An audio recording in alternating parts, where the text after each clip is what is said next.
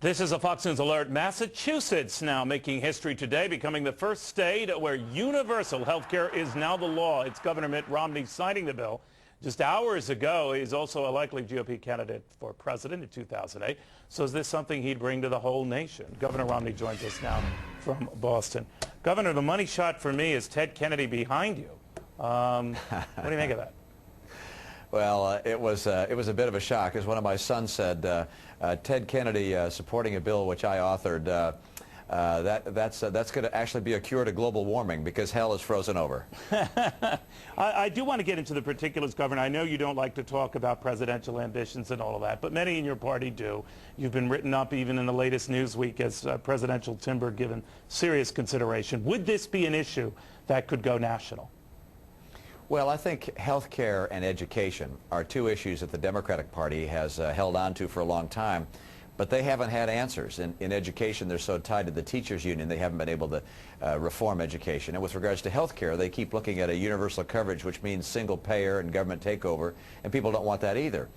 So this is really taking what the Democrats have talked about, a Democratic goal that we share, which is getting everybody insured, and solving the issue in a Republican way, which is applying a personal responsibility principle, reforming the market, and allowing people to buy private health care insurance, private insurance that they can take with them from job to job that's entirely portable.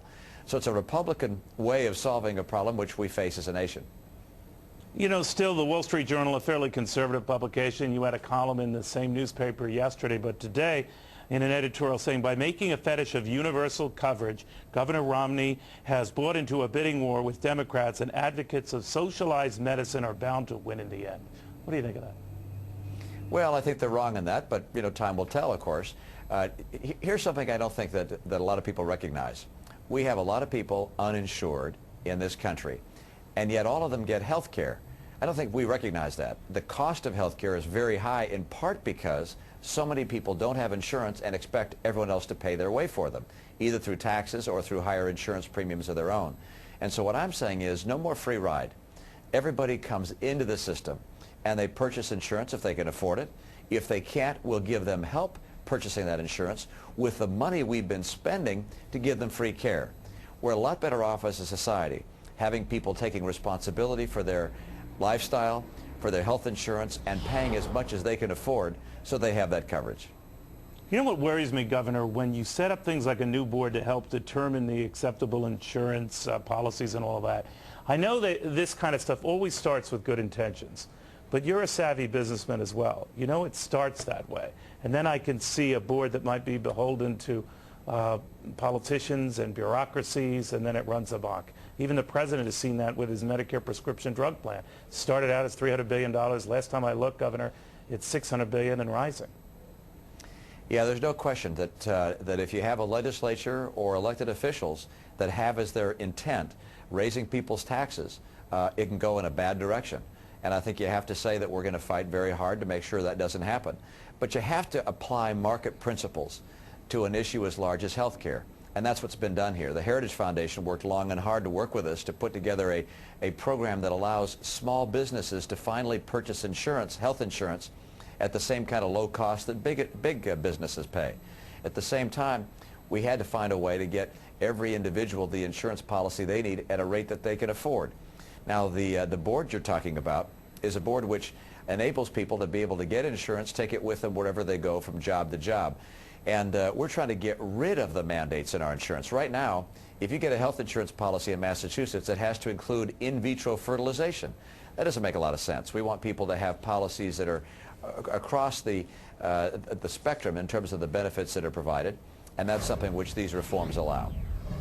Let me step back from this, Governor, if you don't mind. When people are polled on this issue of universal health care coverage, a Fox poll that we did, 2 out of 3 folks say don't want it, don't see the need for it. What do you say about that? Well, what they don't recognize is they've already got it, and that's the big surprise.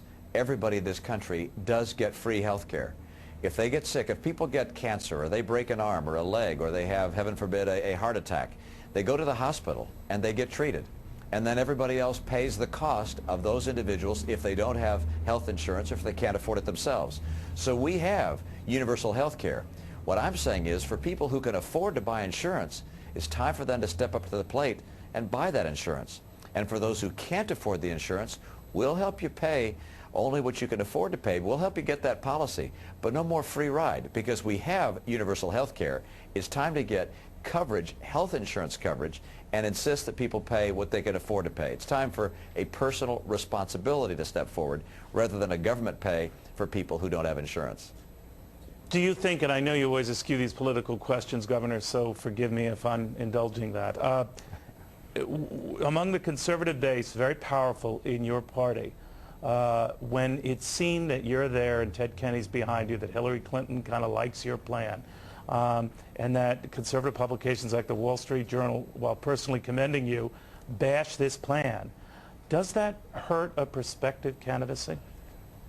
You know, when I set out to find a way to get everybody health insurance, I couldn't have cared less, and I don't care less about how it works politically. In my view, it's the right thing to do. It's a key issue that faces many, many people across this country that don't have health insurance. We need to find a way to get them insurance so they get better care, and they cost us less money. Our analysis shows that having people insured means that they'll get preventative care and primary care, and they won't be showing up at the emergency room, which is far more expensive to government and to the rest of us. So this is an approach that makes sense. You know, I think with time that those who take a look at it are going to say this really is a good solution, and it's not the Democratic way. I recognize that some of my Democratic friends said, you know what, this is a pretty good idea, but this does not have an employer mandate. This does not have a government takeover. There's no government control of this system. Instead, individual companies can offer products in Massachusetts which they couldn't offer yesterday. Now they're going to be able to offer new products. People can buy them, take them with them.